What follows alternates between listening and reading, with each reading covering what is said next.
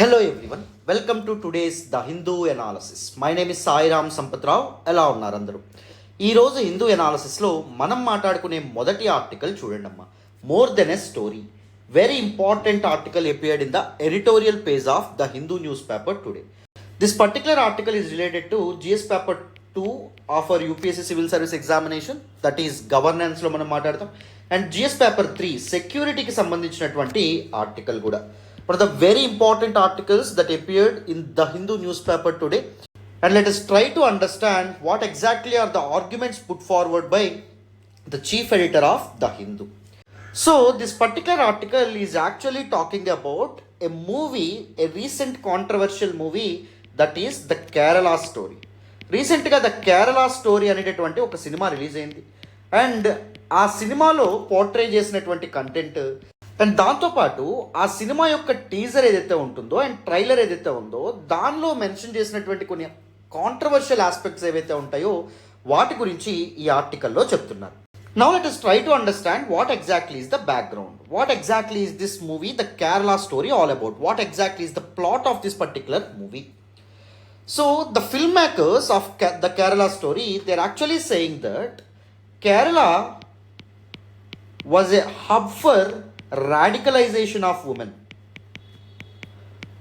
ముఖ్యంగా హిందూ మతానికి చెందినటువంటి అమ్మాయిలు ఎవరైతే ఉన్నారో ఆ అమ్మాయిలందరినీ ఇస్లాంకి చెందినటువంటి అబ్బాయిలు ఫోర్స్ఫుల్ కన్వర్షన్స్కి పాల్పడడం అనేది జరుగుతుంది. వాళ్ళని పెళ్లి చేసుకొని వాళ్ళని మిడిల్ ఈస్ట్ అండ్ వెస్ట్ ఏషియాకి తరలించి, దోస్ కాన్ఫ్లిక్ట్ సెంటర్డ్ రీజియన్స్ ఏవైతే ఉంటాయో అక్కడికి తరలించి అక్కడ ఐసిస్ లాంటి టెర్రరిస్ట్ ఆర్గనైజేషన్స్ ఏవైతే ఉంటాయో వాటిల్లో చేర్చుతున్నారు, వాటిల్లో వీళ్ళని తీసుకెళ్ళి పెడుతున్నారు అనే విధమైనటువంటి ఒక ఆరోపణ చేస్తూ ఈ ద కేరళ స్టోరీ అనేటటువంటి సినిమా తీయబడ్డం అనేది జరిగింది. ఐసిస్ గురించి మీ అందరికీ తెలిసే అనుకుంటున్నాను. Islamic state of Iraq and Syria అని చెప్పడం అనేటటువంటి జరుగుతుంది. ద ఎంటైర్ వరల్డ్ ఏదైతే ఉంటుందో అది ఇస్లామిక్ స్టేట్గా, ముఖ్యంగా ఇస్లామిక్ షరియా ఏదైతే ఉంటుందో షరియా చట్టం మీద అవి రూల్ చేయబడాలి ప్రపంచం మొత్తం అనేటటువంటి ఆశయంతో ఏర్పాటైనటువంటి ఉగ్రవాద సంస్థ ISIS, Islamic state of Iraq and Syria, and it planned many terrorist attacks all over the world. ప్రపంచవ్యాప్తంగా చాలా టెర్రరిస్ట్ అటాక్స్, చాలా వైలెన్స్ ఏదైతే ఉందో దానికి ఐసిస్ కారణం అవ్వడం అనేటటువంటిది జరిగింది. ఐసిసే కాదు, అదర్ టెర్రరిస్ట్ గ్రూప్స్లో కూడా కేరళకు చెందినటువంటి అమ్మాయిలు ఎవరైతే ఉంటారో వాళ్ళని తీసుకెళ్లి జాయిన్ చేస్తూ ఉన్నారు. Kerala became an up for radicalisation of women అని చెప్పి ద కేరళ స్టోరీ అనేటటువంటి ఈ సినిమా ఆ ప్లాట్ మీద తీయబడ్డం అనేది జరిగింది. కాకపోతే very interestingly the teaser of this Kerala story, the Kerala story అనేటటువంటి సినిమా యొక్క టీజర్లో ఏకంగా ఏం చెప్పారు అంటే, కేరళకు చెందినటువంటి ఏకంగా 32,000 మంది గర్ల్స్, అమ్మాయిలు ఎవరైతే ఉన్నారో వీళ్ళందరూ రాడికలైజేషన్కి గురయ్యారు. వీళ్ళందరూ missing, they are gone missing in Kerala నుంచి వాళ్ళు వేరే బార్డర్స్ దాటి మిడిల్ ఈస్ట్కి వీటన్నింటికి కంట్రీస్కి వెళ్ళి, వెస్ట్ ఏషియన్ కంట్రీస్కి వెళ్ళి ఐసిస్ లాంటి ఉగ్రవాద సంస్థలతో చేరారు. ఏకంగా 32,000 మంది అమ్మాయిలు కనిపించట్లేదు కేరళలో అనే విధంగా ఈ పర్టికులర్ టీజర్ అనేటటువంటి చెప్పింది. So this number is actually very controversial. 32,000 మంది అమ్మాయిలు నిజంగా తప్పిపోతే, 32,000 మంది అమ్మాయిలు నిజంగా కనిపించకపోతే what exactly the central intelligence is doing? Central intelligence ఏం చేస్తుంది? What exactly the central home ministry is doing? Central home శాఖ ఏం చేస్తుంది? What exactly the defence ministry is doing? Defence ministry అనేటటువంటిది ఏం చేస్తుంది? రైట్. సో మన యొక్క ఇన్స్టిట్యూషనల్ క్యాపబిలిటీస్కి ఇది ఒక పెద్ద మచ్చ, ఇది ఒక పెద్ద సవాలుగా మనం అర్థం చేసుకోవచ్చు.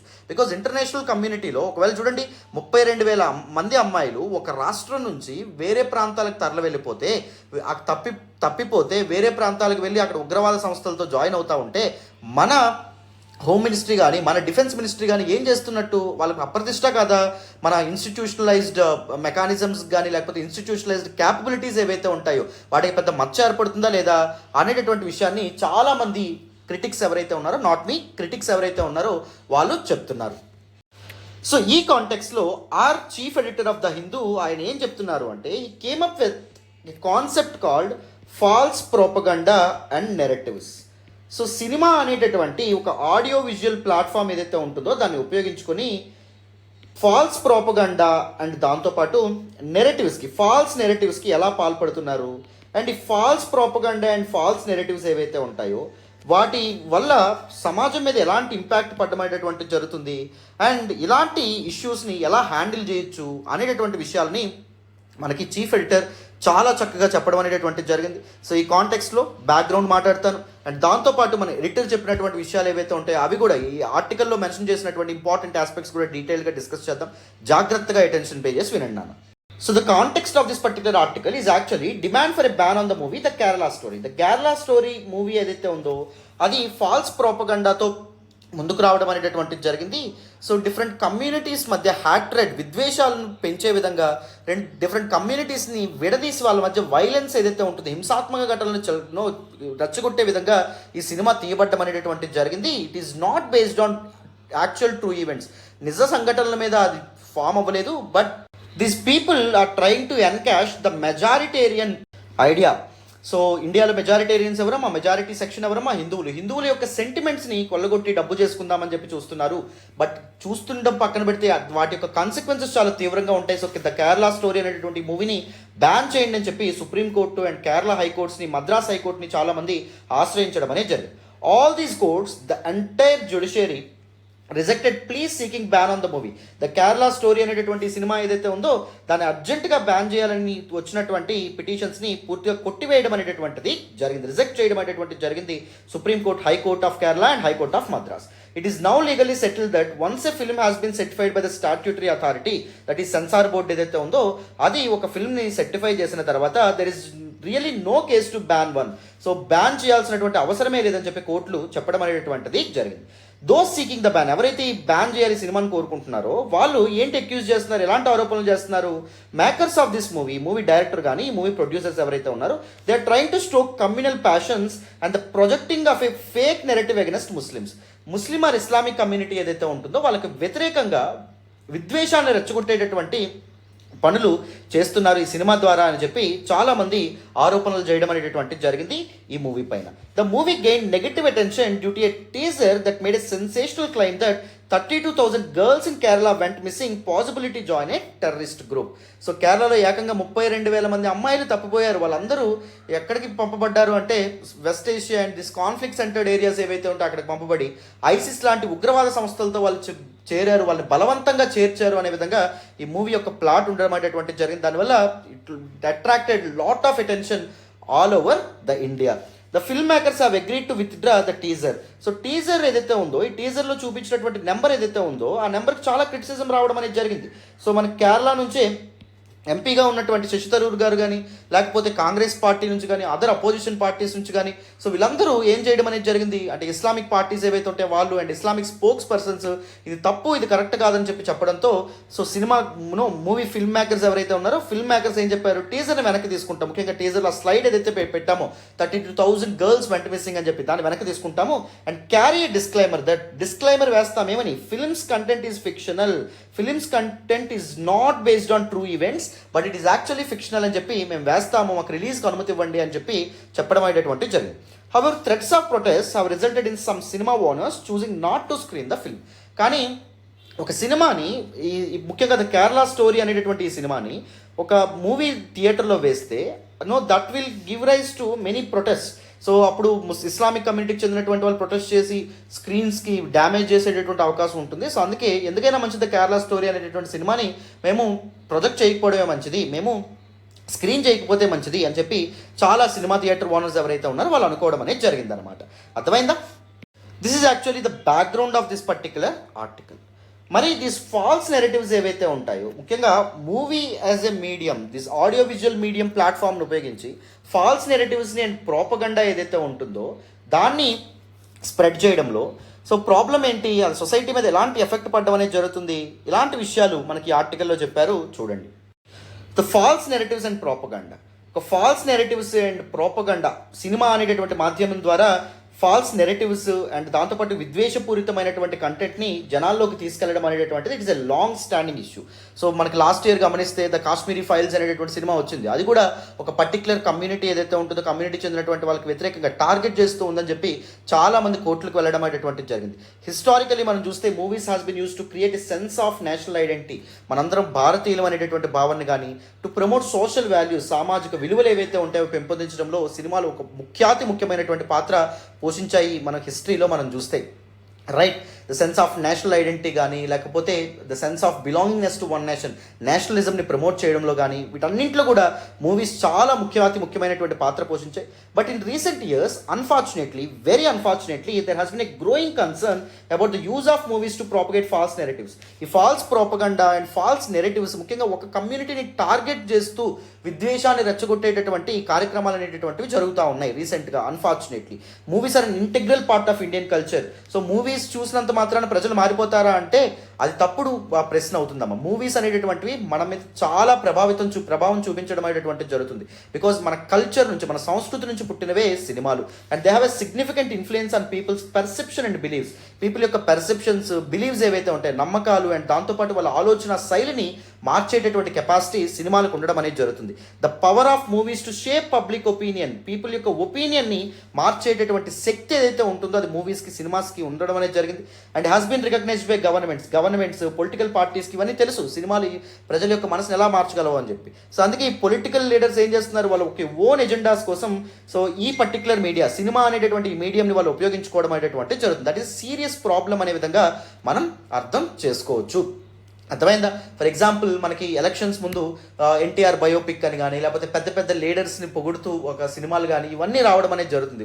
వైఎస్ఆర్ మీద యాత్ర అనేటటువంటి సినిమా రావడం అనేది జరిగింది. బికాజ్ తెలుసు పీపుల్ యొక్క ఒపీనియన్ని మార్చడంలో మూవీస్ చాలా ఇంపార్టెంట్ రోల్ ప్లే చేయడం అనేటువంటి జరుగుతుంది. However the use of movies to spread false narratives and propaganda is a dangerous trends that need to be addressed. So మూవీస్ను ఉపయోగించుకొని ఫాల్స్ నెరేటివ్స్, వదంతులని, ప్రోపగండాని, ఫాల్స్ ప్రోపగండాని స్ప్రెడ్ చేయడం అనేటటువంటిది ఒక ఘోరమైనటువంటి trend. India is going with that particular trend and దాన్ని తప్పకుండా అడ్రస్ చేయాల్సినటువంటి అవసరం ఉంది. Because no to uphold democratic ethos of the nation and secular ethos of the nation, right? Stereotypes and the use of selective facts are few of the most common ways in which false narratives and propaganda are propagated. So stereotypes and selective facts ఏవైతే ఉంటాయో, అంటే సెలెక్టివ్గా ఒక particular కమ్యూనిటీని target చేస్తూ చెప్పేటటువంటి facts ఏవైతే ఉంటాయో అవి common వేస్ అనమాట ఈ ఫాల్స్ నెరేటివ్స్కి, ప్రోపగండాని ఇది చేయడానికి. ముఖ్యంగా స్టీరియోటైప్స్ అంటే ఏంటి? That is generalised behaviour. For example మనకి చూస్తే ఆల్ దళిత్స్ ఆర్ అన్క్లీన్ అనుకోవడం కానీ, ఆల్ వైశ్యాస్ ఆర్ గ్రీడీ అనుకోవడం కానీ, లేకపోతే ఆల్ ఉమెన్ ఆర్ వీక్ అనుకోవడం కానీ, ఇదంతా స్టీరియోటిపికల్ థింకింగ్ అంటాం. ఓకేనా? సో ఒక్క అమ్మాయి వీక్గా, సెన్సిటివ్గా కనిపిస్తే అందరు అమ్మాయిలు వీకే, అందరు అమ్మాయిలు సెన్సిటివ్ అనడం కానీ, లేకపోతే ఒక దళిత్ పర్సన్ అన్క్లీన్గా కనిపిస్తే అందరు దళితులు అన్క్లీన్ అని చెప్పడం కానీ, ఒక్క వైశ్య కమ్యూనిటీకి చెందినటువంటి ఒక వ్యక్తి గ్రీడీగా కనిపిస్తే అందరూ గ్రీడీగా ఉంటారని అనుకోవడం ఏదైతే ఉందో that is actually stereotypical thinking. అర్థమైందా? సో ఒక ముస్లిం కమ్యూనిటీకి చెందినటువంటి వ్యక్తి ఒక టెర్రరిస్ట్ యాక్టివిటీకి పాల్పడితే అందరు ముస్లింలు టెర్రరిస్టులే అనేటటువంటి thinking, that is stereotypical thinking. So ఈ ఫాల్స్ ప్రాపగండా ద్వారా ఏం చేయాలనుకుంటున్నారు? లక్ష్యం ఏంటి? ఈ స్టీరియోటైప్స్ని ప్రమోట్ చేద్దాం అనుకుంటున్నారు. ఆల్ ముస్లిమ్స్ ఆర్ టెర్రరిస్ట్ అని కానీ, లేకపోతే ఆల్ క్రిస్టియన్స్ ఆర్ యాక్చువల్లీ మతాన్ని స్ప్రెడ్ చేసేటటువంటి వాళ్ళు మిషనరీ పీపుల్ అనడం కానీ. సో ఇవన్నీ ఒక ఇదనమాట. They actually undermine the secular ethos of the nation. Our preamble ఏదైతే ఉంటుందో, even our preamble consist of a word called secular and democratic అనేటటువంటి పదాలు మనకు ఉండడం అనేది జరుగుతుంది. సో దీనివల్ల ఏం జరుగుతుంది? పీపుల్ యొక్క ఒపీనియన్స్ను బలవంతంగా మార్చడం వల్ల ఏం జరుగుతుంది? డెమోక్రటిక్ వాల్యూస్ని అండర్మైన్ చేయడం జరుగుతుంది అనమాట. అర్థమైందా? So these false narratives and false propaganda is a very serious thing that needs to be addressed right away. So what exactly is its impact on society? False narratives యొక్క impact society మీద, సమాజం మీద ఎలా ఉంటుంది? The impact of false narratives and propaganda on society is profound. చాలా ఎక్కువగా బలమైనటువంటి ప్రభావం ఉంటుంది ఈ సమాజం మీద. It can lead to polarisation of communities ఏవైతే ఉంటాయో పోలరైజ్ అయిపోతాయి, విడిపోవడం అనేటువంటి జరుగుతుంది. And creation of divisions based on religion, మతం పేరు మీద, కులం పేరు మీద, ఎథ్నిసిటీ పేరు మీద పీపుల్ విడిపోవడం అనేది జరుగుతుంది. When there is polarisation then there will definitely be a conflict. తప్పకుండా వాళ్ళ మధ్య ఘర్షణ వాతావరణం అనేది వస్తుంది. That lead to violence. We have seen in several instances in India. భారతదేశంలో సో ఇలాంటి కమ్యూనల్ వైలెన్స్ కానీ, లేకపోతే క్యాస్ట్ బేస్డ్ వైలెన్స్ కానీ, ఎథ్నిక్ వైలెన్స్ ఏవైతే ఉన్నాయో ఇవి మనం చాలాసార్లు చూడటం అనేటువంటి జరిగింది. సో వీటన్నిటిని సివియర్ చేస్తుంది this false propaganda and narratives తప్ప వీటన్నిటిని డైల్యూట్ చేయడం అయితే జరగదు. False narratives and propaganda can also effect people's perception of reality. ప్రజలు రియాలిటీని అర్థం చేసుకునే సైలెంట్ కూడా మారిపోతారు. సపోజ్ దీస్ మూవీస్లో ముఖ్యంగా ఏం చేస్తారు? They will add background music they dramatize actual events ఏవైతే ఉంటాయో వాటిని డ్రమటైజ్ చేసేటటువంటి ప్రయత్నం చేస్తారు. ఎందుకు అంటే to touch senses of people యొక్క ఎమోషన్స్ని సెన్సెస్ని టచ్ చేయడానికి. రైట్, సినిమా పీపుల్ని ఏడిపిస్తుంది, సినిమా పీపుల్ని నవ్విస్తుంది, సినిమా పీపుల్ని ఆలోచింపజేస్తుంది. రైట్, సినిమా అనేటటువంటిది పీపుల్ మీద చాలా ప్రభావితం చూపిస్తుంది. సో ఎమోషన్ అనేటటువంటిది ఉన్నప్పుడు పీపుల్ ఏం మర్చిపోతారు, లాజిక్ అనేటటువంటిది మర్చిపోతారు, రేషనల్ థింకింగ్ అనేటటువంటిది తప్పకుండా మర్చిపోవడం అనేటటువంటిది జరుగుతుంది. సో పీపుల్ నిజంలాగా చూసేటటువంటి శక్తిని కోల్పోతారు వాళ్ళు ఎమోషనల్లీ బైండ్ అయినప్పుడు. సో అది ఒక serious thing. It can create an environment in which people start to believe in things that are not true. నిజం కానిటువంటి వాటిని నమ్ముతారు. And this can lead to irrational behaviour. Rational thinking అనేటటువంటిది ఉండదు. ఒక లాజికల్గా ఆలోచించేటటువంటి శక్తిని కోల్పోతారు people. For example, if a movie portrays a particular community as being responsible for all the crime in a society. So ఒక సిటీస్లో జరుగుతున్నటువంటి అన్ని క్రైమ్స్కి ఒక పర్టికులర్ కమ్యూనిటీ కారణము అని చెప్పి, ఒక పర్టికులర్ కమ్యూనిటీ కారణం, వాళ్ళే కారణం అని చెప్పి ఒక మూవీ చెప్తే people might start to believe that all members of the community are criminals. చెప్పాను కదా, this is what stereotypical thinking. ఆ పర్టికులర్ కమ్యూనిటీకి చెందినటువంటి వాళ్ళందరూ నేరస్తులే అని చెప్పి పీపుల్ భావిస్తారు. This can lead to ostracization of community and creation of a hostile environment. So ఒక విషపూరితమైనటువంటి సమాజాన్ని తయారు చేయడం అనేది జరుగుతుంది. ఒకరి మధ్య ఒకరు విద్వేషాలు అనేటటువంటివి మొదలవుతాయి. అండ్ దాంతోపాటు ఏ కమ్యూనిటీని అయితే వాళ్ళు నేరస్తులు అనుకుంటున్నారో ఆ కమ్యూనిటీని వాళ్ళు దూరం పెట్టేటువంటి అవకాశం ఉంటుంది, వెలివేసేటటువంటి అవకాశం ఉంటుంది. అందుకే this false narratives and false propaganda is a serious issue because that had a great and profound impact on the society. Right, now countering false narratives and propaganda in Indian moviesలో these false narratives ఏవైతే ఉంటాయో వాటిని ఎలా counter చేయొచ్చు అనేది చూడండి. So ఫిల్మ్లో objectionable content ఉన్న ban చేయడం అనేటటువంటిది కరెక్ట్ కాదు. మామూలుగా వీళ్ళందరూ ఏమంటున్నారు, సినిమాని బ్యాన్ చేయండి, ద కేరళ స్టోరీని బ్యాన్ చేయండి, లేకపోతే కాశ్మీరీ ఫైల్స్ని బ్యాన్ చేయండి అంటున్నారు. సో అలా బ్యాన్ చేయడం అనేటటువంటిది కరెక్ట్ కాదు. ఎందుకంటే అది నెగిటివ్ అటెన్షన్ తెచ్చిపెడుతుంది. ఒక సినిమాని బ్యాన్ చేశారంటే people ten to believe that ఆ సినిమాలో ఏముందో, ఏం చెప్తున్నారో అనేటటువంటి ఉత్సాహం అనేటటువంటివి పెరుగుతాయి. Court rulings can overturn bans ఏవైతే ఉంటాయో వాటిని ఓవర్టర్న్ చేయాలి. అంటే బ్యాన్ విధించడం లాంటివి జరగకూడదు. Such actions often create curiosity about the film. చెప్పాను కదా, ఫిలిం మీద క్యూరియాసిటీ పెంచడం అనేది జరుగుతుంది, leading more people forming opinions about its content. So ఆ కంటెంట్ ఎక్కువ మంది చూడడానికి వస్తారు, ఆ కంటెంట్ చూసి ఎక్కువ మంది ఒపీనియన్స్ మారే ప్రయత్నం జరుగుతుంది. While laws related to public order grant the police and law authorities the authority to stop the screening of a film. అంటే చాలా చట్టాలు పోలీసులకి అండ్ లోకల్ అథారిటీస్కి అధికారం ఇస్తాయి. ఒక పర్టికులర్ సినిమా ఏదైతే ఉంటుందో దాని స్క్రీనింగ్ ఆపేటటువంటి అధికారం ఇవ్వడం అనేది జరుగుతుంది. But it would be hazardous to use this power each time a group calls for a ban. ఒక గ్రూప్ బ్యాన్ చేయాలి అనగానే టక్కున బ్యాన్ చేసేయడం అనేటటువంటిది కరెక్ట్ కాదు. అదే దానివల్ల ఏం జరుగుతుంది, సినిమా మీద అనవసరమైనటువంటి క్యూరియాసిటీ పెరుగుతుంది. అండ్ దాంతోపాటు there is an important thing called violation of freedom of speech and expression. Right, so ఒక పర్టికులర్ సినిమాని ఒక particular group of people ban చేయడం అనేటటువంటిది it is violative of freedom of expression. Freedom of speech and expression మన constitution guarantee చేయడం అనేటటువంటిది జరుగుతుంది కదా, ఆర్టికల్ 19 clause 1 clause ఏ ద్వారా. రైట్, సో దాన్ని అండర్మైన్ చేయడం అనేది జరుగుతుంది. సో అది ఒక important aspect. The decision to ban movies based on complaints that they promote false narratives. So false narratives, false propaganda అని ప్రమోట్ చేస్తుంది ఒక సినిమా అనే కంప్లైంట్స్ని బేస్ చేసుకొని ఒక మూవీని బ్యాన్ చేయడం అనేటటువంటి సబ్జెక్ట్, అది బయాస్ అవ్వడం అనేటువంటి జరుగుతుంది. And can be influenced by political or ideological agendas. Political leaders దాన్ని ఒక ఐడియాలజికల్ వెపన్గా వాడేటటువంటి అవకాశం ఉంది. చూడండి, పలానా మూవీలో నిజం చెప్తున్నారు కాబట్టి ఆ మూవీని బ్యాన్ చేసేసారు, ఇది పలానా ఐడియాలజీ ఉన్నటువంటి పొలిటికల్ పార్టీ దాన్ని ఒక ప్రజల మీద రుద్దేటటువంటి ప్రయత్నం కూడా చేయొచ్చు. This can lead to the selective censorship of the movies that challenge the dominant narratives and perspective of those in power. దానివల్ల ఏం జరగచ్చు, డామినెంట్ నెరేటివ్స్ ఏవైతే ఉన్నాయో, డామినెంట్ క్లాసెస్కి చెందినటువంటి నెరేటివ్స్ ఏవైతే ఉన్నాయో వాటిని సెలెక్టివ్గా ట్రిమ్ చేసే అవకాశం ఉంటుంది. అండ్ పవర్లో ఉండేటటువంటి పొలిటికల్ పార్టీస్ యొక్క ఐడియాలజీ ఏదైతే ఉందో, ఐడియాలజీ మీద సినిమా వచ్చింది అనుకోండి, సపోజ్ బీజేపీ ఉంది, బీజేపీ యొక్క హిందుత్వ ఐడియాలజీ మీద సినిమా వచ్చింది అనుకోండి, అప్పుడు సెన్సార్ బోర్డు వాళ్ళు ఏం చేస్తారు, సెలెక్టివ్గా దాన్ని ఇది చేయడం అనేది జరుగుతుంది. సో ఒక రేషనాలిటీ, ఒక లాజిక్ని బేసుకొని దాన్ని ట్రిమ్ చేస్తారా, దాని సీన్లు తొలగించడం కానీ ఏమైనా చేస్తారా అంటే చేయరు అనమాట. అర్థమైందా? సో జస్ట్ ఒక కంప్లైంట్ వచ్చింది కాబట్టి ఒక కంప్లైంట్ని బేస్ చేసుకొని బ్యాన్ చేయడం కరెక్ట్ కాదని చెప్పి మనకి ఇక్కడ ఎడిటర్ చెప్తున్నారు. ఈ more effective way to tackle concerns regarding this would be encourage critical thinking and media literacy among the general public లో క్రిటికల్ థింకింగ్ అనేటటువంటిది ప్రమోట్ చేయాలి. ఒక సినిమా చూడగానే ప్రభావితం అయిపోకుండా ఒక లాజిక్ అండ్ రీజనింగ్ తో ఒక సినిమాని చూసేటటువంటి ప్రయత్నం చేయాలి. This can help people to differentiate between fact and fiction. ఇది ఇంపార్టెంట్. ఏది ఫ్యాక్ట్ ఏది ఫిక్షన్ అని తేల్చుకునేటటువంటి సత్తా, అని తేల్చుకునేటటువంటి మెంటల్ క్యాపబిలిటీ ఏదైతే ఉంటుందో అది పీపుల్లో ఉండాలి. అప్పుడు వాళ్ళు ఒక మోర్ ఇన్ఫార్మ్డ్ డెసిషన్ అనేటటువంటిది తీసుకుంటారు, ఒక మోర్ ఇన్ఫార్మ్డ్ పర్స్పెక్టివ్ అనేటటువంటిది బిల్డ్ చేసుకోగలుగుతారు. The central board of film certification in India, that is censor board of India, could be strengthened and made more transparent to ensure that movies are certified based on objective standards and criteria. ఈ particular censor బోర్డుని కూడా strengthen చేయాలి, వాళ్ళకి కూడా training లాంటివి provide చేయాలి. ఎందుకంటే వాళ్ళు చాలా ట్రాన్స్పరెంట్గా వాళ్ళని తీర్చిదిద్దడం అనేటటువంటి జరగాలి. వాళ్ళు చాలా ఆబ్జెక్టివ్గా అంటే అన్బయాస్డ్గా వాళ్ళని ఉంచేటటువంటి ప్రయత్నం చేయాలి. అంటే ఒక పర్టికులర్ కమ్యూనిటీ ని బయాస్ అయిపోతూ కానీ ఒక పర్టికులర్ కమ్యూనిటీని వ్యతిరేకిస్తూ కానీ సినిమాలు వస్తున్నప్పుడు, సో అప్పుడు అలాంటి సినిమాలు ఏవైతే ఉంటాయో వాటిని ఒక రేషనల్గా, వాటిని లాజికల్గా సెన్సార్ చేసేటటువంటి అవసరం ఎంతైనా ఉంది. Ultimately it is important to strike a balance between freedom of speech and expression. ఒకవైపు freedom of speech and expression కాపాడడం important, and responsible film making అనేటటువంటిది కూడా వెరీ వెరీ ఇంపార్టెంట్. ఈ రెండింటిని బ్యాలెన్స్ చేస్తేనే ఈ ఫాల్స్ ప్రోపగండా అండ్ దాంతోపాటు ఈ ఫాల్స్ నెరేటివ్స్ ఏవైతే ఉంటాయో తగ్గుతాయి. సో దానివల్ల సమాజం ఇంకాస్త ఇంక్లూజివ్గా, ఇంకాస్త the fraternity, the brotherhood of the nation build అవ్వడం అనేది జరుగుతుంది. While false narrative should not be promoted, banning movies outright is not the solution. False నెరేటివ్స్ని ప్రమోట్ చేయకూడదు అలా అని చెప్పి, సో ఇలాంటి మూవీస్ ఏవైతే ఉంటాయో వాటి మీద అవుట్ రైట్గా బ్యాన్ విధించడం కూడా కరెక్ట్ కాదు, అది కూడా సరైన సొల్యూషన్ కాదని చెప్పి మనకి మన ఆథర్ చెప్తున్నారు. Instead more nuanced and multifaceted approach is needed to tackle this issue.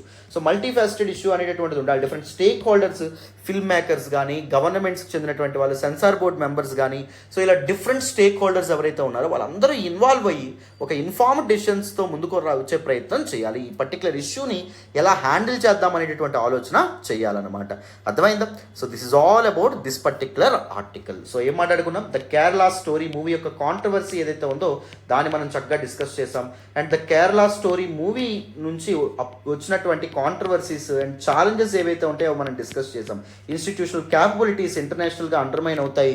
The ethos of secularism, the ethos of democracy కూడా అండర్మైన్ అవుతుంది because of this false narratives and false propaganda అని చెప్పుకున్నాం. And the impact of all these false narratives, false propaganda on society గురించి కూడా మనం మాట్లాడాం. And we also discussed about the way forward, ఏం చేస్తే మనం దీన్ని ట్యాకిల్ చేయొచ్చు అనేటువంటి విషయాన్ని కూడా మనం డిస్కస్ చేస్తాం. కంప్లీట్గా మెయిన్స్ పర్స్పెక్టివ్లో మనం చక్కగా ఈ ఆర్టికల్ని అర్థం చేసుకున్నాం.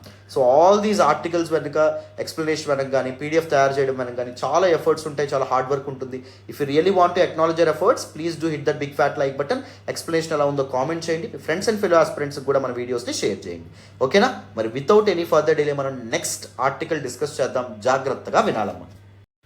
ఈరోజు హిందూ అనాలిసిస్లో మనం మాట్లాడుకునే నెక్స్ట్ ఆర్టికల్ చూడండి. India's first national water body census. Very very important article regarding GS paper 3 నాన్న.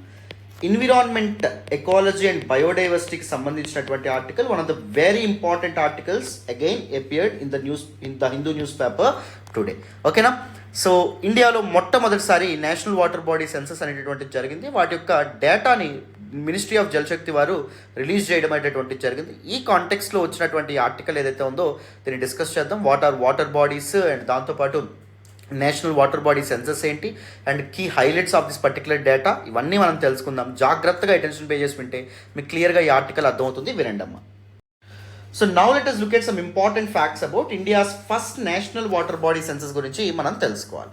What is the context of this particular article? Ministry of Jal Shakti వాళ్ళు రీసెంట్గా first ever water body census యొక్క డీటెయిల్స్, ఫైండింగ్స్ ఏవైతే ఉంటాయో వాటిని publish చేయడం అనేటటువంటిది జరిగింది. First this findings and key details ఏవైతే ఉంటాయో అవి తెలుసుకునే ముందు let us try to understand the need for conducting a national water body census. National water body సెన్సస్ని కండక్ట్ చేయడం వెనుక రేషనాలిటీ ఏంటి, లాజిక్ ఏంటి? ఇంతకీ నేషనల్ వాటర్ బాడీ సెన్సస్ అంటే ఏంటి? సెన్సస్ అంటే గణనము, మీ అందరికీ తెలుసు. దేశంలో ఉన్నటువంటి వాటర్ బాడీస్ ఏవైతే ఉంటాయో వాటన్నిటిని లెక్కించడానికి తీసుకొచ్చినటువంటి ఇదేదైతే ఉందో, ఇనిషియేటివ్ ఏదైతే ఉందో దాన్ని నేషనల్ వాటర్ బాడీ సెన్సస్ అంటాం. ఫస్ట్ టైం ఇండియా ఇలాంటి నేషనల్ వాటర్ బాడీ సెన్సస్ని కండక్ట్ చేయడం అనేది జరిగిందనమాట. India is currently experiencing a water crisis, acute water crisis, severe water క్రైసిస్ని ఇండియా ఎక్స్పీరియన్స్ చేస్తుంది.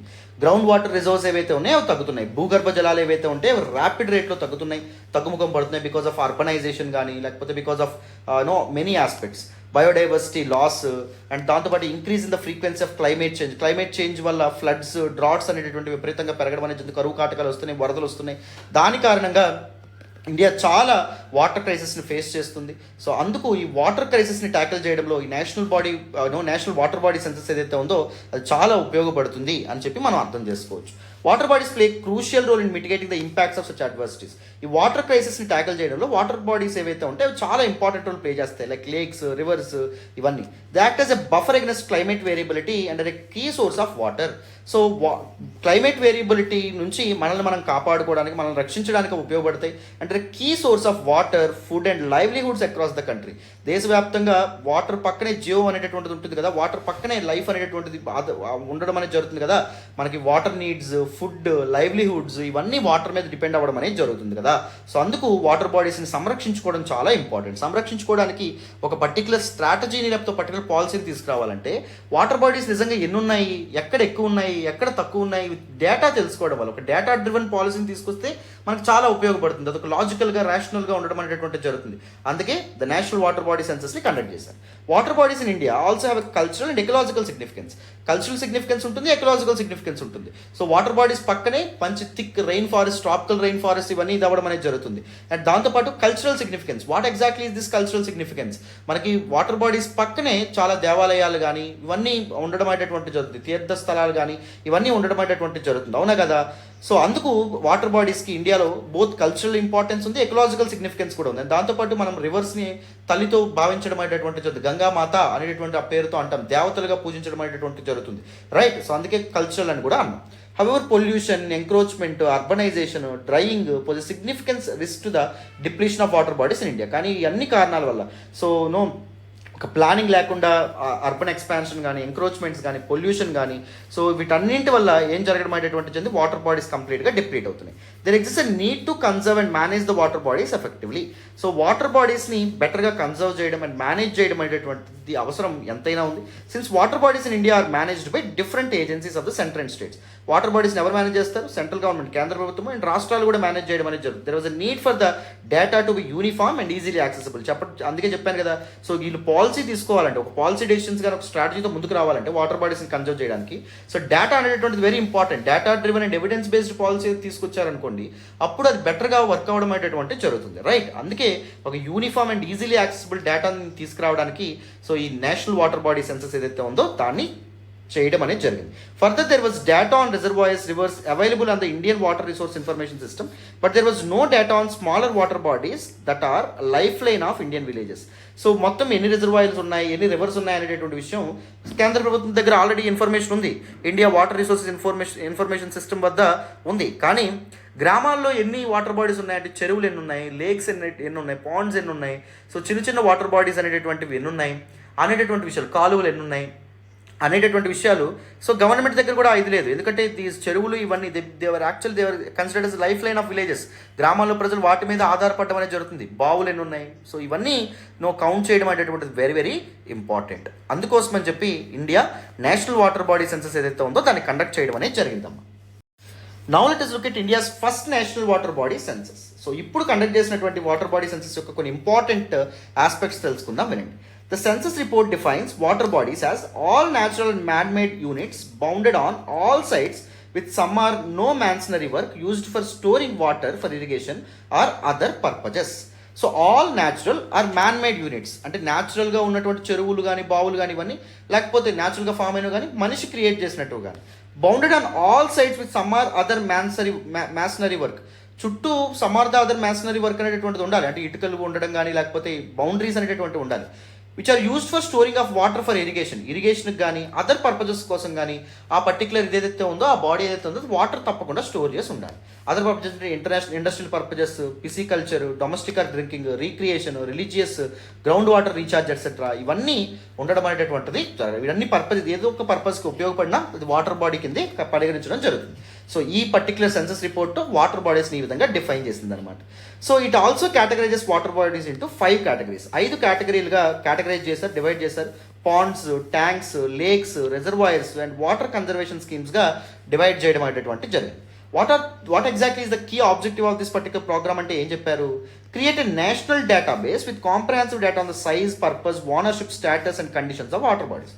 వాటర్ బాడీస్ గురించి కంప్లీట్ డేటా అనేది తెలుసుకోవడం, డిఫరెంట్ సైజెస్ ఎలా ఉన్నాయి అండ్ ద పర్పస్, ఒక పర్టికులర్ వాటర్ బాడీ ఏ పర్పస్ కోసం వాడుతున్నారు ఆ ప్రాంతంలో, ఎవరు దానికి ఓనర్, దాని యొక్క స్టేటస్ ఏంటి, ఏ కండిషన్లో అది ఉంది ఇప్పుడు, సో బాగానే ఉందా లేకపోతే ఫ్యూచర్లో ఏమైనా అది కంప్లీట్గా ఇదైపోయే అవకాశం ఉందా అనేటటువంటి విషయాలు ఏవైతే ఉంటే వాటి మీద ఒక డేటా ఫామ్ చేసే ఉద్దేశంతో ఇది స్టార్ట్ అయింది.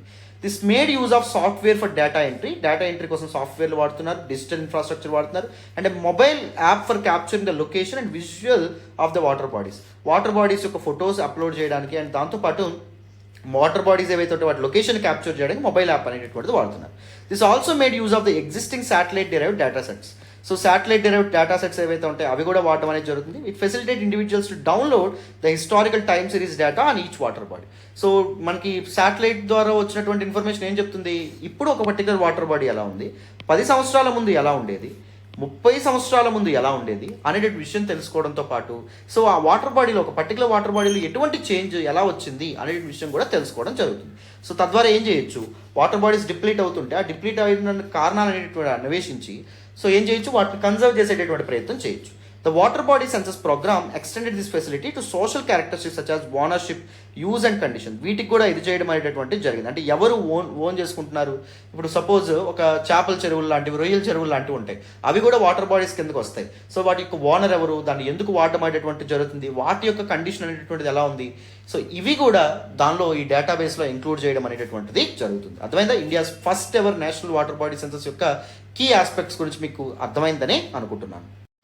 Now let us look at some important key findings of census program. ఈ వాటర్ బాడీ సెన్సస్ ప్రోగ్రామ్ ఏదైతే ఉందో సో దాని యొక్క కీ ఫైండింగ్స్ ఏంటి చూడండి.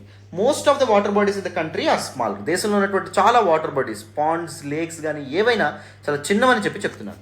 Majority of the water bodies in the country are less than 1 hectare large and management of such water bodies is a key challenge. చాలా చిన్న తక్కువ సైజులో ఉండడం వల్ల, తక్కువ స్పేస్ ఆక్యుపై చేస్తూ ఉండడం వల్ల వాటిని మెయింటైన్ చేయడం అనేటువంటిది ఒక పెద్ద సవాలుగా మనం భావించవచ్చు అని చెప్తున్నారు. ఇండియాలో టోటల్ వాటర్ బాడీస్ ఎన్ని చెప్తున్నారు, 24,24,540 మొత్తం ఉన్నాయని చెప్పడం అనేది జరిగింది. సో ఎక్కువ ఏ స్టేట్లో ఉన్నాయంటే వెస్ట్ బెంగాల్లో ఎక్కువ వాటర్ బాడీస్ అనేటటువంటి ఉన్నాయి. 7.47 lakh ఉండడం అనేటటువంటిది జరిగింది. అర్థమైందా, ఎక్కువ వాటర్ బాడీస్ ఉన్నటువంటి డిస్ట్రిక్ట్ కూడా ఎక్కడ వెస్ట్ బెంగాల్లోనే ఉండడం అనేటటువంటిది జరిగింది. Most in the country ponds, reservoirs ఎక్కడెక్కడ ఉన్నాయి, వెస్ట్ బెంగాల్లో ఉన్నాయి. ట్యాంక్స్ ఎక్కడెక్కడ ఉన్నాయి, ఆంధ్రప్రదేశ్లో ఎక్కువగా ఉన్నాయి. లేక్స్ ఎక్కడ ఉన్నాయి, తమిళనాడులో ఎక్కువగా ఉండడం అనేది జరిగింది.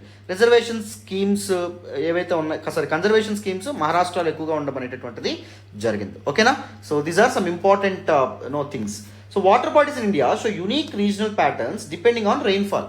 రెయిన్ఫాల్ని బేస్ చేసుకుని, ఆ పర్టికులర్ ఏరియాలో రెయిన్ఫాల్ కండిషన్ని బేస్ చేసుకొని ఒక యూనిక్ ప్యాటర్న్ అనేటటువంటి రీజనల్ ప్యాటర్న్ కూడా ఇక్కడ కనిపిస్తుందండి. Water bodies are usually larger, publicly held and are mainly used for irrigation and ground water recharge.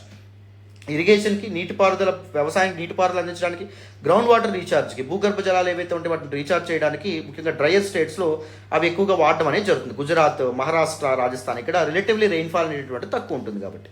Whereas in the better parts of the country, such as Kerala, West Bengal, northeastern states, more than 75% of the water bodies are privately owned. అక్కడ ఎక్కువ water bodies ప్రైవేట్గా, అంటే private wells, ఇవన్నీ private tanks, చెరువులు ఇవన్నీ ఉండడం అనేటువంటి జరిగింది. And are used for domestic use and pisciculture purpose. Domestic యూజ్కి వాడుతున్నారు అండ్ పిసికల్చర్ పర్పస్ కూడా, చేపల పెంపకానికి కూడా, రొయ్యల పెంపకానికి కూడా వాడడం అనేది జరుగుతుంది. Mid sized water bodies in the country are mainly owned by the panchayats. Mid sized water bodies గ్రామ పంచాయతీ అండర్లో చాలా వరకు ఉండమనేది జరిగింది. Several water bodies have not been revived. చాలా వరకు వాటర్ బాడీస్ ఏవైతే ఉంటాయో అవి ఇప్పటి వరకు రివైవ్ అవ్వలేదు, అవి ఇంకా డిప్లీటెడ్ స్టేజ్లోనే ఉన్నాయి. Several water bodies were classified not in use, అవి యూజ్ చేయబడట్లేదు. Which refer to those water bodies which have not been repaired or revived despite the recent interest in rejuvenation. Water rejuvenation కోసం లేకపోతే these చాలా programmes water bodies rejuvenate చేయడానికి, వాటిని revive చేయడానికి governments వేరు స్కీమ్స్తో ముందుకు రావడం అనేది జరిగింది. మరి Telangana government this water rejuvenation and tank rejuvenation కోసం తీసుకొచ్చినటువంటి ప్రాజెక్ట్ ఏంటో నాకు కామెంట్ బాక్స్లో తెలియజేయండి, ఎంతవరకు కరెక్ట్గా చెప్తారో చూద్దాం. సో ఇన్ని మెజర్స్ తీసుకున్నప్పటికీ అండ్ దాంతోపాటు మన్రేగా లాంటి స్కీమ్స్ ద్వారా చెరువులు గట్రా తవ్విస్తున్నప్పటికీ ఏం జరుగుతుంది, ఇంకా చాలా వాటర్ బాడీస్ రివైవ్ అవ్వలేదు, ఇంకా failed or not in use స్టేట్లోనే ఉన్నాయి అనే విధంగా మనకి ఇక్కడ చెప్తున్నారనమాట ఈ రిపోర్ట్లో. ఇప్పుడు ర్యాంకింగ్స్ బట్టి చూస్తే West Bengal South 24 Pargana has been ranked as the district having the highest number of water bodies. నేను ఆల్రెడీ చెప్పాను, which is followed by Anantapur of Andhra Pradesh. తర్వాత ఆంధ్రప్రదేశ్లో ఎక్కువగా ఉన్నాయి వాటర్ బాడీస్. తర్వాత Howrah of West Bengal, West బెంగాల్లోని హౌరాలో తర్వాత ఎక్కువగా ఉండడం అనేది జరిగింది. ఆ డిస్ట్రిక్ట్లో ఎక్కువ ఉన్నాయి. So highest number of ponds and reservoirs West బెంగాల్లోనే ఎక్కువ ఉన్నాయి. హైయెస్ట్ నెంబర్ ఆఫ్ ట్యాంక్స్ ఏవైతే ఉంటాయో అవి ఆంధ్రప్రదేశ్లో ఉండడం అనేది జరిగింది. హైయెస్ట్ నెంబర్ ఆఫ్ లేక్స్ తమిళనాడులో ఉండడం అనేది జరిగింది. Leading state with water conservation schemes ఎక్కువ ఉన్నటువంటి స్టేట్ ఏంటి? మహారాష్ట్ర ముందు ఉండడం అనేటటువంటి జరిగింది. దీస్ ఆల్ ఆస్పెక్ట్స్ మనం ముందు కూడా మాట్లాడాం, right? So what exactly is the way forward? మరి మనం ఏం చేస్తే మంచిది? The census programme was mainly focused on human use and there are gaps in the analysis of ecological functions of water bodies. So మనుషులు వాడేటటువంటి water bodies మాత్రం ఇక్కడ పరిగణలో తీసుకున్నారు, కానీ ఎకలాజికల్లీ ఇంపార్టెంట్ వాటర్ బాడీస్ ఏవైతే ఉంటాయి, అంటే ఫారెస్ట్లో కానీ ఉండేటటువంటి వాటర్ బాడీస్ ఏవైతే ఉంటాయో వాటిని అసలు దీనిలో తీసుకోవాలి. సో వాటిని కూడా ఇంక్లూడ్ చేయడం చాలా చాలా ఇంపార్టెంట్. మనిషి మాత్రమే బతికితే సరిపోతుందా? ఎకలాజికల్ బ్యాలెన్స్ అనేటటువంటిది కూడా very important. Efforts are to be made in the coming years to address the issue as water bodies play critical role in supporting biodiversity. So efforts అనేటటువంటివి రాబోయే రోజులు తప్పకుండా పెట్టాలి. సో ఈ particular water depletion or water crisis issue ఏదైతే ఉందో దాన్ని ఇది చేయడానికి సో డేటా అనేటటువంటి ఫామ్ చేస్తున్నారు. సో డేటా డ్రివెన్ పాలసీస్తో కూడా గవర్నమెంట్ ముందుకు రావాలి. పాలసీస్ తీసుకురావడమే కాదు, ఆ పాలసీస్ని చిత్తశుద్ధితో అమలు పరిచేటటువంటి మిషనరీని కూడా, గవర్నమెంట్ మిషనరీ కూడా ఏర్పాటు అవ్వాలి. Experts have also flagged inconsistency regarding the categorisation of water bodies in the census programme which require attention. So categorisation అనేది వేగ్గా చేశారు, ఒక రేషనాలిటీ లేకుండా చేయడం అనేటువంటి జరిగింది. సో కేటగరైజేషన్ ఇంకా బెటర్గా చేస్తే బాగుంటుంది అని చెప్పి ఎక్స్పర్ట్స్ ఎవరైతే ఉన్నారో వాళ్ళు అంటున్నారు. So challenges with respect to standardised across states must be resolved. So different స్టేట్స్లో డిఫరెంట్ నెంబర్స్ కనిపిస్తున్నాయి. సో దాన్ని తప్పకుండా రిజాల్వ్ చేయాలి. Despite various shortcomings the government must continue such national wide censuses of a vital source. So ఇలాంటి కొన్ని ఇబ్బందులు ఉన్నప్పటికీ government efforts అయితే పెట్టాలి. గవర్నమెంట్ ఇలాంటి మెజర్స్ అయితే తీసుకోవడం very very important with modifications as the provide crucial information regarding the trends and the state resources in the country as a whole. So మొత్తం ఎన్ని వాటర్ బాడీస్ ఉన్నాయి ఇలా గణనం చేయడం అనేటటువంటి వాటర్ బాడీసే కాదు, మిగిలిన వాటిల్లో కూడా ఇలాంటి సెన్సస్ ప్రోగ్రామ్స్ తీసుకురావడం అనేది very important. It will help the governments, it will help the policy makers to take inform decisions. ఒక బెటర్ స్ట్రాటజీని ముందుకు తీసుకురావడంలో డేటా అనేటటువంటి చాలా ఉపయోగపడుతుంది అనే విధంగా మనకి ఆర్టికల్లో చెప్పారనమాట. సో కాంప్రహెన్సివ్గా ఆర్టికల్ ఏదైతే ఇన్ఫర్మేషన్ మెన్షన్ చేశారో అంతా మీకు ఎక్స్ప్లెయిన్ చేస్తున్నామ్మా. ఇంత కాంప్రహెన్సివ్గా మీకు ఒక ఆర్టికల్ అర్థమైతేనే రేపు పొద్దున మీరు మెయిన్స్లో కూడా బెటర్ ఆన్సర్స్ రాయగలుగుతారు. ఓకేనా? So this is all about this particular article. So కంప్లీట్గా డీటెయిల్గా ఈ ఆర్టికల్ మీకు అర్థమైందని అనుకుంటున్నాను. ఇప్పుడు ఏం చేద్దాం, వితౌట్ ఎనీ ఫర్దర్ డిలే మనం నెక్స్ట్ ఆర్టికల్ డిస్కస్ చేద్దాం. జాగ్రత్తగా వినాలమ్మా. ఈరోజు హిందూ ఎనాలిసిస్లో మనం మాట్లాడుకునే నెక్స్ట్ ఆర్టికల్ చూడండి. ISRO to start online training programmes for college students. Very very important article regarding GS paper 3 science and టెక్నాలజీకి సంబంధించినటువంటి ఆర్టికల్, జిఎస్ పేపర్ 2 గవర్నెన్స్కి సంబంధించినటువంటి ఆర్టికల్ కూడా. సో ప్రెజెంట్ యూత్ ఎవరైతే ఉన్నారో, యంగ్ పీపుల్ ఎవరైతే ఉన్నారో వాళ్ళు స్పేస్ టెక్నాలజీకి సంబంధించినటువంటి నాలెడ్జ్ని పెంపొందించేందుకు ఇస్రో వాళ్ళు ఒక ఆన్లైన్ ట్రైనింగ్ ప్రోగ్రామ్ స్టార్ట్ అనేటటువంటి పేరుతో ఒక ఆన్లైన్ ట్రైనింగ్ ప్రోగ్రామ్ని స్టార్ట్ చేయబోతున్నారు అనమాట. దీని ద్వారా ఎవరికి ట్రైనింగ్ ఇస్తారు అంటే పోస్ట్ గ్రాడ్యుయేట్స్ ఎవరైతే ఉంటారో వాళ్ళకి, and final year under graduate students of physical sciences and technology, physical science and technological courses చేస్తున్నటువంటి final year students, post under graduation final year students and post graduation స్టూడెంట్స్కి so ఏం చేస్తారు, live sessions అనేటటువంటివి చెప్పబోతున్నారన్నమాట. అర్థమైందా? Through a portal called జిజ్ఞాసా portal one can apply for this particular programme. ఈ ప్రోగ్రామ్కి అప్లై ఎవరైనా చేసుకోవచ్చు. ఓకేనా? సో ఇది మనకు న్యూస్లోకి రావడం అనేది జరిగింది. ఈ కాంటెక్స్లో what exactly is this start programme, ప్రిలిమ్స్కి చాలా చాలా ఇంపార్టెంట్ అమ్మా. సో జాగ్రత్తగా అటెన్షన్ పే చేస్తే చక్కగా చెప్పుకుందాం. వింటారా? మరి వినేయండి. So the Indian Space Research Organization ISRO has announced a new training program named Space Science and Technology Awareness Training. So Space Science and Technology Awareness Training start అనేటటువంటి పేరుతో ఈ training ప్రోగ్రామ్ని start చేస్తున్నారన్నమాట. Space science and technology awareness training is an introductory level online training programme launch by the ISRO. So space technology గురించి introduce చేయడానికి వాళ్ళకి basic knowledge అనేటటువంటిది ముఖ్యంగా physical science and technology courses చదువుతున్నటువంటి under graduate students, final year చదువుతున్నటువంటి students and post graduation చేస్తున్నటువంటి స్టూడెంట్స్కి చెప్పాలనుకుంటున్నారు. Is design in such a way that it covers various aspects of space science such as astronomy గురించి చెప్తారు, astrophysics గురించి చెప్తారు, ఏరోనామీ గురించి చెప్తారు, హీలియోఫిజిక్స్ గురించి చెప్తారు, సన్ ఎర్త్ ఇంట్రాక్షన్ గురించి చెప్తారు, ఇన్స్ట్రుమెంటేషన్ గురించి చెప్తారు. సో ఈ వెరీ ఇంటరాక్టివ్ వేలో చక్కగా ఇస్రో ఈ పర్టికులర్ ప్రోగ్రామ్ అనేటటువంటిది డిజైన్ చేస్తుంది. This also expected to cover topics on the Indian space science exploration programme. Indian space science exploration programme ఇప్పుడు ఎలా జరుగుతుంది, ఎలాంటి స్పేస్ షిప్స్ మనం పంపిస్తున్నాము, so our growth and research opportunities in space సైన్సెస్లో ఎలాంటి రీసెర్చ్ ఆపర్చునిటీస్ ఉన్నాయి. ఎందుకంటే India want to boost its space technology to a new level. World లీడర్గా మనం స్పేస్ టెక్నాలజీలో అడుగులు వేస్తున్నాం కదా, thanks to the efforts from ISRO, right? So దాన్ని ఇంకా ముందుకు తీసుకెళ్లాలంటే రీసెర్చ్ ఆపర్చునిటీస్ ఇవన్నీ పెరగాలి. The programme is aimed at postgraduate and final year under graduate students. Postgraduate students and final year under graduate students of physical science and technology చెప్పాను కదా, వాళ్ళకి అందించబోతున్నారు. So ఎందుకు ఇవన్నీ చేస్తున్నారంటే, ఇఫ్ మీరు చూస్తే సో మొత్తం 20th centuryలో చూస్తే India produced many world leaders and great scientist, చాలా మంది శాస్త్రవేత్తలను ప్రొడ్యూస్ చేసింది. బట్ ఇప్పుడు రేషనల్ అప్రోచ్ ఏదైతే ఉందో అది బాగా తగ్గుతూ రావడం అనేది జరిగింది. కేవలం మార్కుల కోసమే చదివేటటువంటి ఇదేదైతే ఉందో ఆనవాయితీ ఏదైతే ఉంటుందో అది ఇప్పుడు ఈ మధ్య ఎవాల్వ్ అవ్వడం అనేది జరిగింది. అలా కాకుండా సో ఇండియా ఒక గ్లోబల్ లీడర్గా ఎదగాలి అంటే this rational and logic based scientific learning అనేటువంటిది వెరీ ఇంపార్టెంట్. అందుకే స్పేస్ టెక్నాలజీని బూస్ట్ చేసేందుకు ఇస్రో ఇలాంటి ప్రోగ్రామ్స్తో ముందుకు వచ్చింది. ఎందుకంటే capacity building is very very important. Human రిసోర్సెస్ని డెవలప్ చేయడం, స్కిల్ఫుల్ హ్యూమన్ రిసోర్సెస్ని డెవలప్ చేయడం చాలా important. The main aim of this programme ఏంటి అంటే to provide interactive level training for students. Space science technology గురించి ఇంటరాక్టివ్ లెవెల్ నాలెడ్జ్ అనేటువంటిది ఇస్తారు, ట్రైనింగ్ అనేది ఇస్తారు. And also educate them about different facets of the field, research opportunities ఎలా ఉంటాయి, career options space టెక్నాలజీలు ఎలా ఉంటాయి, ఇవన్నీ చెప్తారనమాట. The start programme is in line with ISRO's efforts to enable Indian students to become professional in space science and technology. చెప్పాను కదా, space and science and టెక్నాలజీలో ఇండియన్ స్టూడెంట్స్ని ఒక లీడర్స్గా మార్చే ఉద్దేశంతో తీసుకురావడం అనేది జరిగింది. ఒక స్కిల్ఫుల్ హ్యూమన్ రిసోర్స్ని డెవలప్ చేసేటటువంటి ఉద్దేశంతో ఈ పర్టికులర్ ప్రోగ్రామ్ని తీసుకొచ్చారనమాట. As the organisation space exploration programmes continue to expand into new domains. చెప్పాను కదా, సో ఆర్గనైజేషన్ అనేటటువంటిది బూస్ట్ చేస్తుంది స్పేస్ టెక్నాలజీని. మనం వరల్డ్ గ్లోబల్ లీడర్గా ముఖ్యంగా 2 సెక్టార్స్లో బాగా ఎదుగుతున్నాం. ఎక్కడ స్పేస్ టెక్నాలజీలోను అండ్ దాంతోపాటు ఫార్మా సెక్టర్లో కూడా ఇండియా ఒక లీడర్గా మారడం అనేటటువంటిది జరుగుతుంది. ఆర్టిఫిషియల్ ఇంటెలిజెన్స్, మెషిన్ లెర్నింగ్లో కూడా ఇండియా గ్లోబల్ లీడర్గా అయ్యేందుకు గవర్నమెంట్ చాలా ఎఫర్ట్స్ అనేటువంటివి పెట్టడం జరుగుతుంది. అర్థమైందా? సో అందుకు పీపుల్కి ముఖ్యంగా పిల్లలు ఎవరైతే ఉంటారో, స్టూడెంట్స్ ఎవరైతే ఉంటారో వాళ్ళు తొలి దశ నుంచే వాళ్ళ బేసిక్స్ అనేవి అర్థం చేసుకోవడం, వాళ్ళకి ట్రైనింగ్ ఇవ్వడం చాలా ఇంపార్టెంట్. కాబట్టి సో ఈ ప్రోగ్రామ్ని ఇస్రో లాంచ్ చేయడం అనేటువంటిది జరిగింది. అర్థమైందా? సో ప్రిలిమ్స్కి వెరీ వెరీ ఇంపార్టెంట్ ఆర్టికల్.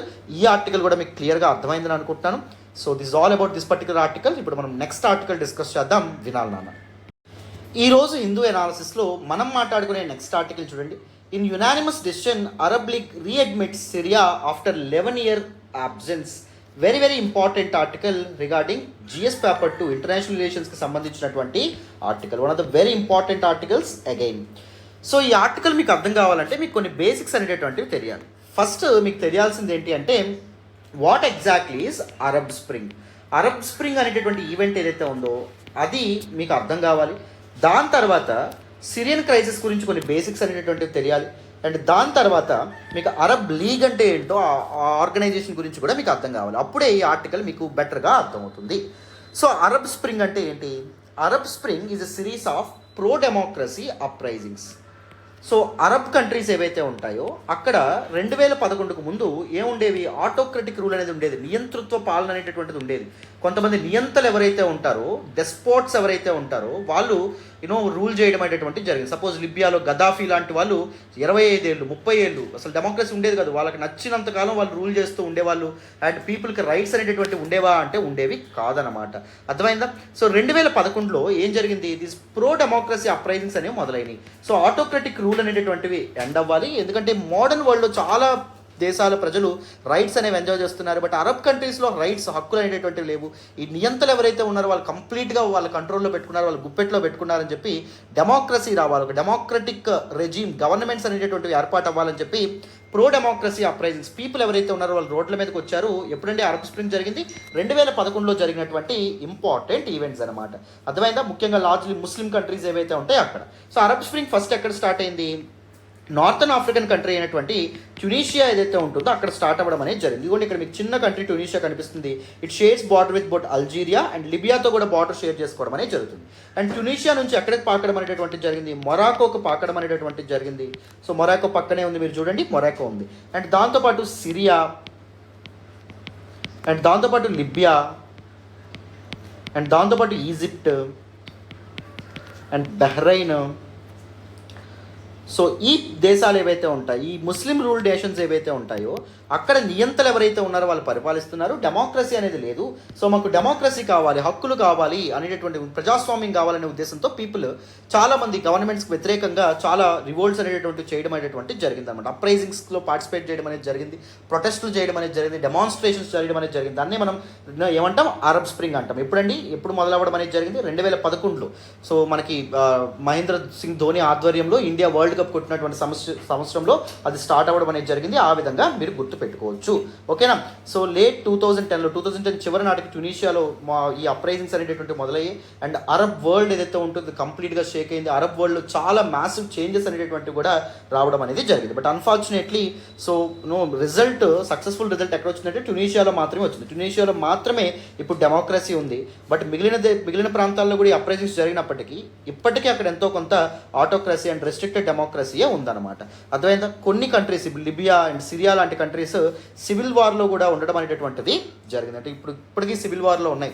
అంటే డిఫరెంట్ గ్రూప్స్ మధ్య ఒక యుద్ధ వాతావరణం అనేటటువంటిది ఉంది. ప్రజలకి అండ్ దాంతోపాటు ప్రభుత్వానికి మధ్య ఒక కన్సెన్సస్ లేకపోవడం, ఒక అంగీకారం లేకపోవడం వల్ల ఇప్పటికీ ఒక ఇబ్బందికరమైనటువంటి వాతావరణం ఉంది. అందుకే సిరియా నుంచి మైగ్రేషన్స్ గట్రా మనం చూస్తూ ఉంటాం.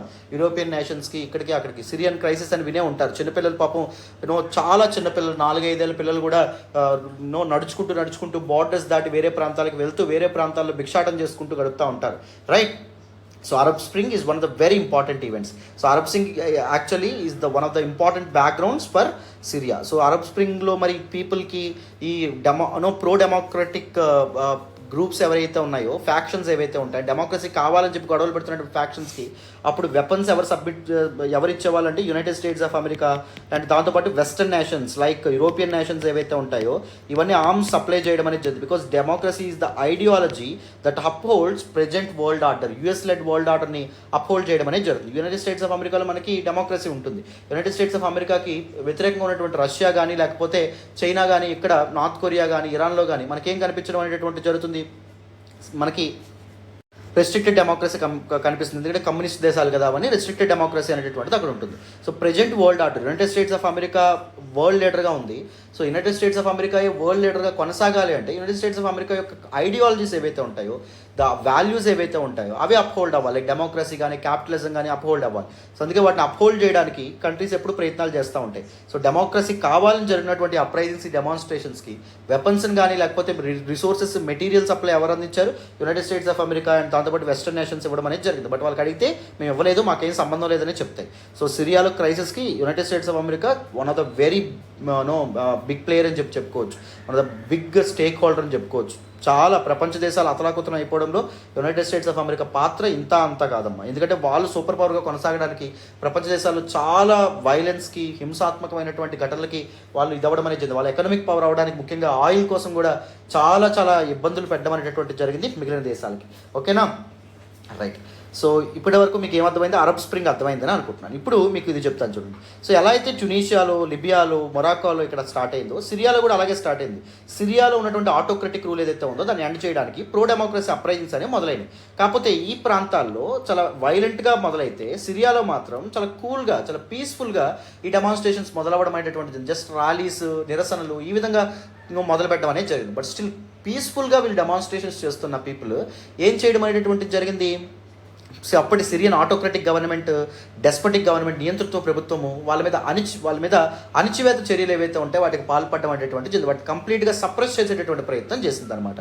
సిరియన్ గవర్నమెంట్ తీసుకున్నటువంటి ఇబ్బందికరమైన ఘోరాతిఘోరమైన డిసిషన్స్ ఏవైతే ఉంటాయో వాటికి నిరసనగా అరబ్ లీగ్ నుంచి సిరియాని ఏం చేశారు? బయటకు గెంటేయడం అనేటువంటి జరిగింది. బట్ ఇప్పుడు రీసెంట్గా మళ్ళీ 11 ఏళ్ల తర్వాత సిరియాని మళ్ళీ ఎక్కడికి చేర్చుకోవడం అనేది జరిగింది? అరబ్ లీగ్లోకి చేర్చుకోవడం అనేది జరిగింది.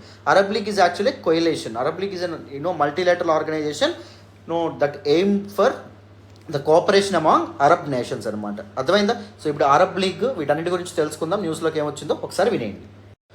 సో చూడండి, Arab league readmitted Syria after 11 year absence. So మళ్ళీ 11 ఏళ్ల తర్వాత సిరియాని మళ్ళీ ఇంక్లూడ్ చేయడం అనేది జరిగింది. Arab League readmitted the Syrian government, ending a more than a decade-long suspension and isolation. So సిరియాని సస్పెండ్ చేసింది 11 ఏళ్ల క్రితం. ఎందుకు అంటే బికాస్ పీపుల్ ఎవరైతే ఉంటారో పీస్ఫుల్ ప్రొటెస్ట్ని సిరియన్ గవర్నమెంట్ సో అణిచివేసేటటువంటి ఘోరంగా అణిచివేసేటటువంటి ప్రయత్నాలు చేసింది. కాబట్టి ఎంతోమందిని పట్టున పెట్టుకుంది, ఎంతోమంది పీస్ఫుల్ ప్రొటెస్టర్స్ చనిపోవడం అనేటువంటి జరిగింది అరబ్ స్ప్రింగ్ టైంలో. The Arab league in November 2011, so 2011 నవంబర్లో అరబ్ లీగ్ ఏం చేసింది, సిరియాని సస్పెండ్ చేయడం అనేది జరిగింది. ఎందుకు? Over it's crack down on peaceful protests that took over a shape of a civil conflict that led to the killing of over 5 lakh people. 5 లక్షల మందిని ఏకంగా సిరియన్ గవర్నమెంట్ ప్రొటెస్ట్ చేస్తున్నారంటేటువంటి పేరుతో అది కూడా పీస్ఫుల్గా ప్రొటెస్ట్ చేస్తుంటే చంపేయడం అనేది జరిగింది. అరబ్ లీగ్ అందుకోసం అని చెప్పి అరబ్ లీగ్ నుంచి బయటకు పంపించేశారన్నమాట. ఎవరిని? సిరియన్ గవర్నమెంట్ని బయటకు గెంటేశారు. Arab League is a regional organisation. మళ్ళీ ఇప్పుడు వాళ్ళని ఏం చేశారు, మళ్ళీ వాళ్ళని అలో చేయడం అనేది జరిగింది, సస్పెన్షన్ని ఎత్తేశారు. Arab League is a regional organisation. అదొక ప్రాంతీయ సంస్థ of Arab States in the Middle East ఉన్నటువంటి అరబ్ స్టేట్స్ అన్ని దీనిలో భాగంగా ఉంటాయి. It was formed in Cairo in 1945. ఈజిప్ట్లోని కైరాలో 1945లో ఇది మొదలైంది. With 6 members, namely Egypt, Iraq, దాంతోపాటు Transjordan, that is renamed as Jordan in 1949. తర్వాత Lebanon, Saudi Arabia and Syria కలిపి ఏర్పాటు చేశాయన్నమాట. దేనే అరబ్ లీగ్. ప్రజెంట్ మొత్తం అరబ్ లీగ్లో ఎన్ని కంట్రీస్ ఉన్నాయి? మొత్తం 22 member స్టేట్స్ అనేటువంటి ఉన్నాయి, గుర్తుపెట్టుకోండి. ఓకేనా? So this is all about this particular article.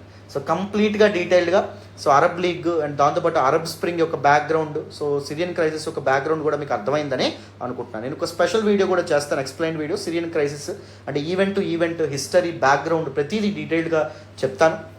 So డీటెయిల్గా ఒకరోజు చేద్దాం తప్పకుండా. ఓకేనా?